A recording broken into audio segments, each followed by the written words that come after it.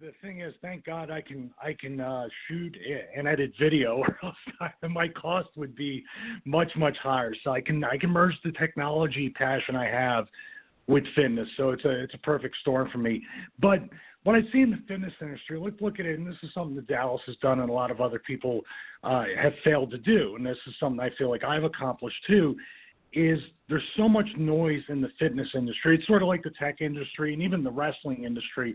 There's so much noise, and everybody's trying to reinvent the wheel. And with fitness, that's why I think really catering and targeting beginners, people with injuries, people that don't have the proper foundation for fitness, and simplifying that for them and teaching them how to train. And that's what I think I'm more of. Instead of a trainer, guys, I feel like I'm a teacher. I want to teach people how to train and work out. You know, there's a saying, a really good personal trainer never has a lifetime clientele, if that makes sense. My job is to train people so they don't need me eventually. Yeah, no, definitely. Yeah, and that's that's what any good trainer would think too, is that, you know, the more you teach them, the more that they can do it on their own. And I know, you know, from my own personal experience, I've done a lot of stuff solo, and sometimes, you know, that's the best person that you can dial into is your own personal. But to get that extra push, you know, have you had people throughout your time in wrestling coming to you for fitness tips? You know, while you were still, active, or like, you know, in the WWE, would people come to you and say, hey, Stevie, you know, I want to try something different with my workout? Yeah, I mean, there's lots of people, like they, you know, especially in WWE, I went all the way up to 262 pounds when I was with the Right to Censor. I mean, you put a white shirt and tie on, you'll gain 70 pounds somehow instantly. So I got up weight to 262 pounds. So I have a lot of emotions that were, you know, that were very similar to the people that have weight problems, because I was on TV in the biggest push of my career, and my heaviest, feeling like crap, and my work rate actually suffered because of it too.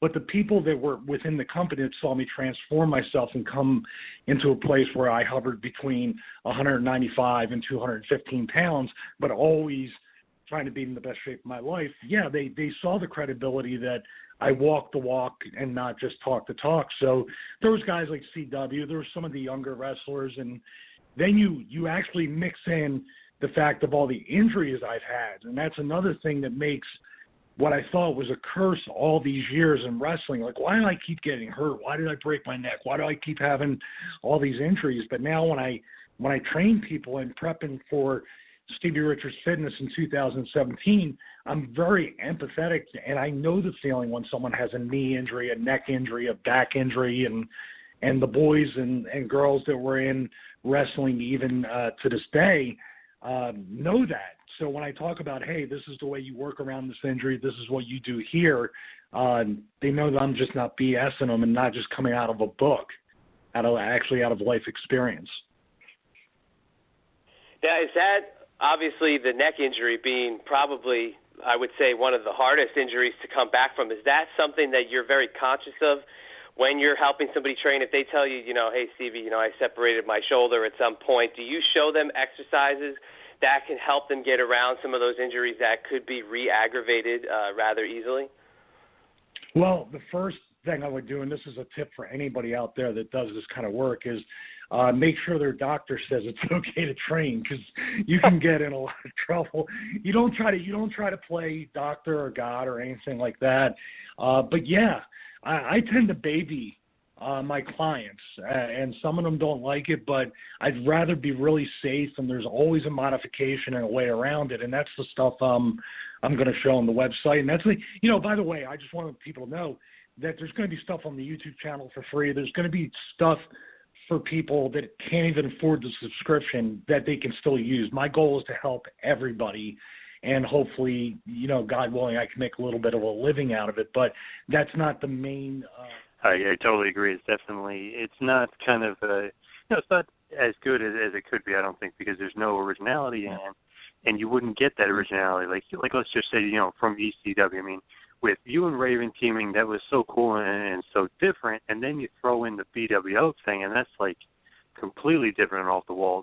This day and age. You wouldn't see that because it would be some scripted thing where all three guys are kind of similar. And, so when the BWO was created, was that like a kind of a joke at first? Did you really think like, wow, we're onto something here? It was only supposed to be another imitation like all the other ones, and that's the thing too. It stuck, and they ran with it. I mean, there would be a time where, okay, say you went into WWE and you said, hey, we're going to make fun of Matt and Jeff Hardy because they're probably the most popular thing right now in TNA. They would never let you do that. They would never let you acknowledge another company. That's where it's different right now. TNA kind of does it, but once again, there's not much exposure there. But I don't think a Raven or Stevie Richards would. I don't think a Raven would actually, because he didn't get over with Vince in WWF, WWE when he was there because Vince didn't get the character, because Vince didn't create the character. Vince liked me, but I guess because of my hard work, my work ethic, and I never complained, but he also didn't get my character. The only character Vince ever got was the one he created, right, to censor Steven Richards because he hated that Parent Television Council so much. So, okay, well, use me to get back at that organization you hate. I'll make some money off it too. But it's just like I said, like I answered, Raven and Stevie Richards wouldn't have gotten over to the degree they would have got over because, number one, Vince wouldn't have gotten the Raven character because Vince doesn't, from what I understand, Vince doesn't watch movies. He didn't know what Scarface was. He didn't know, what certain movies were or pop culture outside of wrestling. And to this day, I think that's probably still true. And the Stevie Richards character, even if he was booed, Vince wanted to put the tag titles on a guy that the fans back in ECW legitimately didn't think that character deserved the belt. Do you remember, like, how much the fans hated me? And these are smart marks, but they legitimately thought that I didn't deserve to be champion. So I made them actually suspend their disbelief a little bit, which is really hard with the ECW fans. But then to organically turn me babyface because it naturally happened. It was very unexpected. Now today, when they boo John Cena and Roman Reigns, they kind of don't go with it. They kind of go way too much against the grain and don't roll with what could be a very interesting, change to a character. I guess totally agree. I guess I'm not going to be invited to the Performance Center again anytime soon. Hey, that's okay. You can go to the Performance Center over there in Atlanta and hang out with DDP. I don't know if I'm allowed back there either. Uh-oh. You know what was funny when speaking of like BWO and stuff and like funny characters, when we were talking to nWo, he kind of made the joke of like how did you decide who was Nash and who was Hall and who was Hogan? So were you the one that was kind of like, I'm Nash, this is the character I want to play? Well, remember, I did a side slam and a power bomb, so I think that made me Nash. So it wasn't all that complex.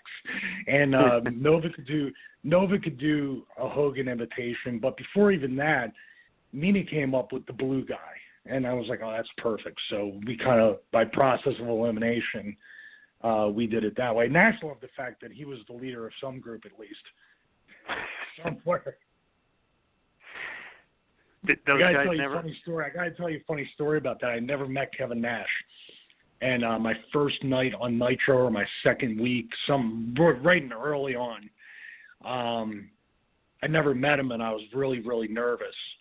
And he put word out as a joke, obviously now that I know, but he wanted to have a few words with me, and I was like, oh man, because back then it was a little different. You know what I mean? There still was that. People took their spot or took their characters seriously. There still was some legitimacy within those characters. Plus, they were making a lot of money, and we were kind of siphoning a little bit of that, so I can understand. But he came up, and his back, my back was to him, and he came up right behind me, and I could see the shadow coming in front of me, who's so big.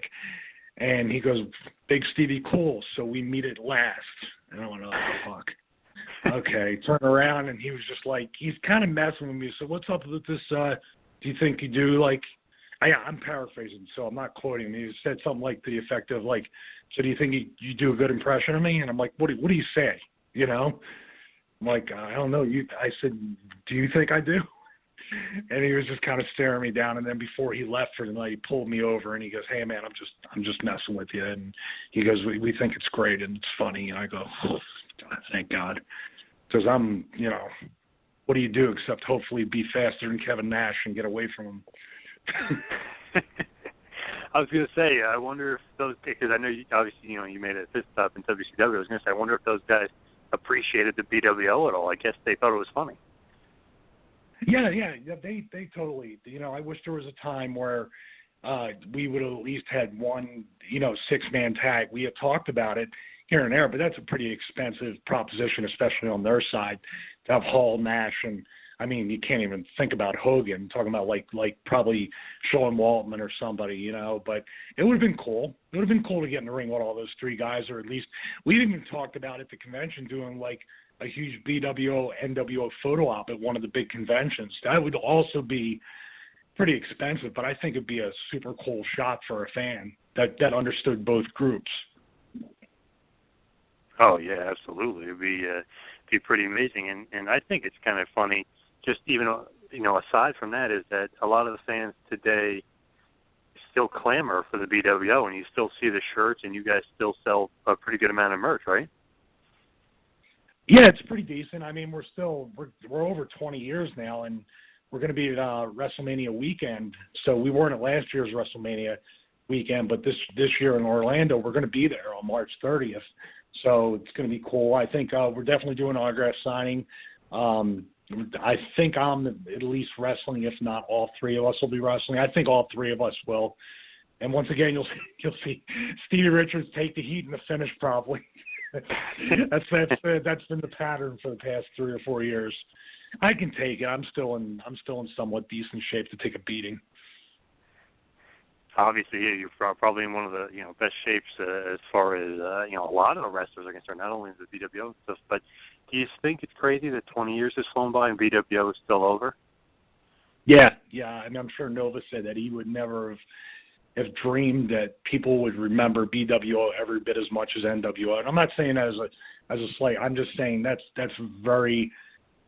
when everybody, that people don't recognize me for the right sense because my hair is long again, so it kind of looked different. Plus, I'm 60 pounds lighter, so and I don't, have dress clothes on at the gym. So all that you can't really tell I'm the right to censor guy. But people remember the BWO, if not from ECW, from the short time that we had that WWE run. So, people still remember it. Yes, very, very true. And as we